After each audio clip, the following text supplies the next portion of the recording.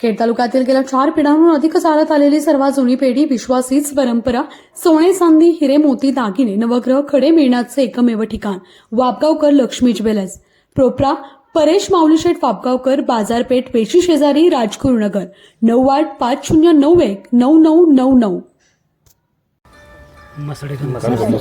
मसाळे बोत्रे वस्तीवरील साको पुलाचा उद्घाटन समारंभ आपल्या सर्वांच्या साक्षीनं आज संपन्न होतो आहे. या कार्यक्रमाच्या निमित्तानं उपस्थित असलेले जिल्हा परिषदेचे माजी सभापती आणि विद्यमान जिल्हा परिषद सदस्य बुट्टीताई यांचे यजमान आदरणीय शरद बुट्टे पाटील, या ठिकाणी उपस्थित असलेले गावचे आजी माजी सरपंच, सर्व कार्यकर्ते, बंधू भगिनीनो, खरं म्हणजे या गावामध्ये गेली अनेक वर्ष विकासाच्या माध्यमातून माझा संबंध आहे.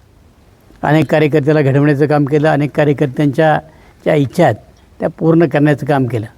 आपल्या सगळ्यांनाच कल्पना आहे की राज्यामधनं जो निधी येतो त्या निधीच्या माध्यमातून सगळ्या तालुक्यांना वाटप होतं, पण जो सत्तेमध्ये असतो त्याला अधिकचा वाटा मिळतो. आणि ज्या वेळेला मी सत्तेमध्ये होतो तेव्हा कोट्यावधी रुपये आपल्या तालुक्याच्या विकासाकरता या ठिकाणी आणले होते. आपल्या सगळ्यांनाच कल्पना आहे की मागच्या वेळेला मी सांगितलं होतं की आता मला निवडणुकीला उभं राहायचं नाही, पण कर्मधर्म संयोगानं काही गोष्टी अशा घडल्या. राष्ट्रवादी काँग्रेस पक्षामध्ये 2 गट पडले. आम्ही अजितदादांच्या बरोबर गेलो आणि निवडणुकीच्या कालखंडामध्ये दादा म्हटले की ऐन वेळेला आता दुसरा उमेदवार आणण्यापेक्षा तू उभा राहा. आणि दादांनी निवडणुकीच्या अगोदर जवळ 5,000 कोटी रुपये या तालुक्याच्या विकासाकरता दिले. तालुक्याच्या कानाकोपऱ्यामध्ये विकास पोचवण्याचं काम आपण केलं. सुरुवातीच्या कालखंडामध्ये 3 वर्ष आपण कोरोनामुळं बाहेर पडू शकलो नाही, कुठला निधी मिळू शकला नाही. पण नंतरच्या 2 वर्षामध्ये केवळ मुंबईसारखी गाठायची, जिथं मिळेल तिथनं निधी आणायचा आणि या तालुक्याच्या विकासामध्ये योगदान द्यायचं. आजही साधारणतः सत्ता गेलेली आहे किंवा सत्तेपासून आम्ही बाजूर झालो किंवा या तालुक्याच्या नेतृत्वापासून बाजूला झालो 2 वर्ष व्हायला आली, पावणे 2 वर्ष व्हायला आली. या कालखंडामध्ये जी कामं आज तालुक्यात चालली ते अजितदादांनी मंजूर केलेलीच कामं आज चालू आहेत आणि त्याचीच उद्घाटनं चालू आहे.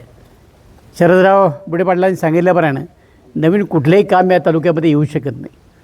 अनेक वेळा झाल्या. काल परवाही त्यांनी माझ्याविरुद्ध पत्रकार परिषद घेतली. खरं म्हणजे मी कुठलीही पत्रकार परिषद घेतली नव्हती आणि त्याच्यामध्ये काही सुतोवाच केलं नव्हतं. त्यावेळेला भूमिपूजन होता, त्यावेळेला भाषण होतं. त्या भाषणामधून काही मुद्दे मांडले की त्यांनी गेल्या 2 वर्षामध्ये तालुक्यामध्ये 30-54 मधनं 25-15 मधनं 50-54 मधनं राज्य सरकारमधनं किती निधी आणला हवं ते एकदा त्यांनी सांगावं तालुक्यातल्या जनतेला. त्याच्यावर ते काय बोलत नाही. ते फक्त एक आणि एक माझ्यावर टीका करणं, याच्या पलीकडे नाही. बोलताना अरेतुरेमध्ये बोलायचं. खरं म्हणजे आपल्या सगळ्यांना सांगितलं पाहिजे.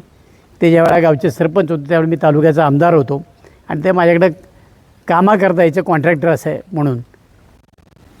अनेक वेळा माझ्या घराची उंबरी त्यांनी झुजवलेली. आज त्यांची जी मुलं बोलतात पुटपुट ती एकदम लहान होती आणि त्यावेळापासून अनेक माझ्यावर काम करत होते. नंतरच्या कालखंडामध्ये त्यांनी शिवसेना जॉईन केली. आज आपल्या सगळ्यांना माहिती आहे की स्वर्गीय सुरेश गोरे हे सुद्धा आमदार होते.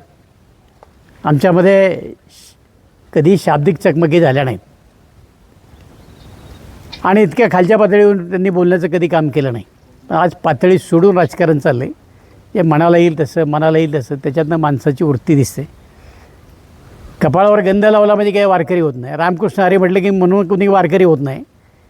वारकरी हे अंतर्मनापासून असावं लागतं. त्यांची प्रत्येक कृती ही वारकऱ्याला काळिमा लावणारी कृती आहे. आज हे अनेक प्रकारचे आरोप करतात. काल परवा त्यांनी आरोप केला की तहसीलदार यांना पाहिजे ते आणले. राज्याच्या मुख्यमंत्र्याला सुद्धा काही निर्णय घेता येत नाही. कायद्यामध्ये ठरलेलं असं की 2 वर्षाचा कालखंड पूर्ण केल्याशिवाय कुठल्या तहसीलदारची तुम्ही बदली करू शकत नाही. तर तो काही घोटाळ्यामध्ये सापडला तर त्याची बदली होते. अशा अनेक घोटाळ्यामध्ये सापडलेल्या इथं तहसीलदार होते, त्यांची सरकारनं बदल्या केल्या आणि आत्ता त्यांच्या चौकशीत त्यातले काही लोक निलंबित आहेत. हे यांना कदाचित माहीत नसेल आणि म्हणून राजकारणाची परिपूर्णता नसलेला हा माणूस आहे. अर्धवट राजकारण केलेलं आहे. दुर्दैवानं मागच्या कालखंडामध्ये आमच्याकडे जिल्हा परिषद होती आणि आम्ही दुर्दैवाने ज्यांना जिल्हा परिषदेचं अध्यक्ष केलं त्यांनी सढळ हातानं या ठिकाणी निधी वाटण्याचं काम केलं आणि त्याच्यातनं यांनासुद्धा निधी मिळाला. अध्यक्षांनी हा आपला निधी नेमका कुठं जातो हे कधी पाहिलं नाही आणि त्याचा परिणाम मला ज्या निवडणुकीमध्ये भोगावा लागला. आज ज्यांना मोठं करण्याचा प्रयत्न केला, अनेकांना मोठं केलं, त्यातले बरेच लोक हे राजकीय अभिलाषेपुढे माझ्यापासून बाजूला गेले. मला त्याचं काही खंत वाटत नाही. आपल्या गावामध्ये त्या सगळ्या गोष्टी घडलेल्या आहेत. मी गावच्या विकासामध्ये बघितलं नाही की घारे कुठल्या पक्षाचं काम करतात, आमका कुठल्या पक्षाचं काम करतो. गावच्या विकासाकरते सढळ हाताने मदत करण्याचं काम केलं. दुर्दैवानं अलीकडच्या काळामध्ये आपण काही वेगळे निर्णय घेतले. माझा त्याबद्दल कुठलाही रोष नाही. परंतु मग 1.5-2 वर्षामध्ये आपल्या वाट्याला काय आलं आणि का आलं नाही.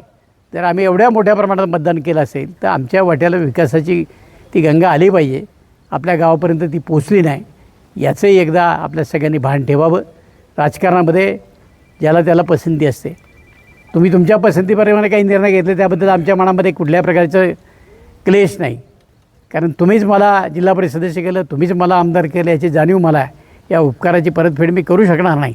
परंतु काही निर्णय घेत असताना ते गावच्या किती फायद्याचे आहेत, तालुक्याचे किती फायद्याचे ते विचार करा. आज तालुक्याची प्रशासकीय इमारत त्याचं भूमिपूजन झालं, पुढं पाठपुरावा नाही आणि त्यामुळं प्रशासकीय इमारत होऊ शकत नाही. आज कृषी भवन जे आपण मोठं बांधत होतो, शेतकऱ्यांच्या करता बांधत होतो, त्याचं भूमिपूजन केलं, त्याचा कुठला पाठपुरावा नाही. आज कोट्यावधी रुपये या तालुक्याचे पाठपुरावा नसल्यामुळं परत गेलेत. हे आपल्या सगळ्यांना या निमित्तानं सांगितलं पाहिजे. आणि म्हणून सत्तेच्या विरोधामध्ये जाऊन आपण आपल्या गावचा कधी विकास करू शकत नाही. हेही गावकऱ्यांनी लक्षात ठेवं. आपलं गाव मोठं आहे, वाड्या वस्त्या मोठ्या आहेत आणि आपण सत्तेच्या विरोधामध्ये जाऊन आपल्या गावाला विकासापासून जे वंचित ठेवतो याचा कार्यकर्त्यांनी बारकाईने विचार करावा. एवढीच माझी या निमित्तानं विनंती राहणार. टीका करणाऱ्याला फक्त टीका करायची. आता त्यांच्याकडे काही काम उरलेलं नाही. राज्य सरकारमधनं, जिल्हा परिषदेमधनं, जिल्हा नियोजनमधनं आम्ही जेवढी कामं आणली तेवढी ते कामं आणू शकत नाही. आणि म्हणून आता उठसूट रोज लोकांचं मन विचलित करायचं, त्यांना वेगळ्या मार्गाला द्यायचं, सगळ्या तालुक्याचे सगळे पदाधिकारी बोलवायचे आणि यांनी एकट्यानेच फक्त तास बोलत राहायचं आणि टीका करायची. टीका आहे की टीका, माझ्यावर रोज टीका करत बसं मला काही फरक पडणार नाही. परंतु टीकेच्या माध्यमातून तालुक्याचे प्रश्न सोडणार आहे का. दिलीप मोहिते काम करत होता आणि टीका कमी करत होता. आज तुम्ही काम कमी करताय आणि जी कामं तालुक्यात मिळाली ती तुमच्या बगलबच्च्यांना, तुमच्या मुलाबाळांना देण्यात तुमचा दिवस चालला आहे. आज यांचं भांडण कसं आहे की 10 लाखापर्यंत निविदा काढा. मी 10 लाखापर्यंत का आमदाराला अधिकार असतो कुणाला द्यायचं ते. मग हे सगळे यांच्याच बगलबच्च्यांना द्यायचं. आज मोठ्या अपेक्षेनं काही लोकांनी त्यांच्या मागं राजकारणामध्ये जाण्याची भूमिका घेतली. आज त्यांच्या वाट्याला काय आलं. यांना घरामध्येच पुरत नाही तर बाहेरच्यांना हे कधी देणार आहेत. आणि म्हणून असा माणूस तालुक्याचा विकास करू शकत नाही. एवढंच मला या निमित्तानं सांगायचं. काल त्याने अनेक प्रकारच्या वल्गणा केल्या. मार्केट कमिटी माझ्या हातातनं गेली, काही लोकांच्यावर विश्वास ठेवला आणि त्यांनी विश्वासघात केला. खंडेरायानं त्याची सजा त्यांना दिलेली आहे. उरलेल्यासुद्धा निश्चितपणाने मिळेल एवढा विश्वास खंडेरायाच्या चरणी माझा आहे. त्यामुळं राजकारणामध्ये माणसं शब्द बदलला की त्याची किंमत त्याला बोजावी लागते. की जगाच्या पाठीवर परमेश्वर नावाची गोष्ट आहे आणि त्या परमेश्वरानं ज्यांना त्यांना त्याची जागा दाखवलेली माझं काही वाटत नाही. आज त्यांनी सांगितले आमदारकी ते 52,000 आले ना. इंदिरा गांधीसुद्धा या देशामध्ये पडल्या होत्या. भारतीय जनता पक्षाचे 2 लोक फक्त निवडून आले होते. आज देशामध्ये 23 राज्यात त्यांची सत्ता, केंद्रामध्ये गेली 12-13 वर्ष त्यांची. तुमच्या मनपसंत खरेदीला आता आमच्या संगम कलेक्शनची कपड्यांची जोड. जर तुमचे आवडते कपडे आता फक्त संगम कलेक्शन मधूनच खरेदी होणार तर त्वरा करा आणि आपल्या सर्वोत्तम खरेदी करा संगम कलेक्शन मधून. तर आता चॉईस तुमची, तर कपडे आमच्या दुकानातून.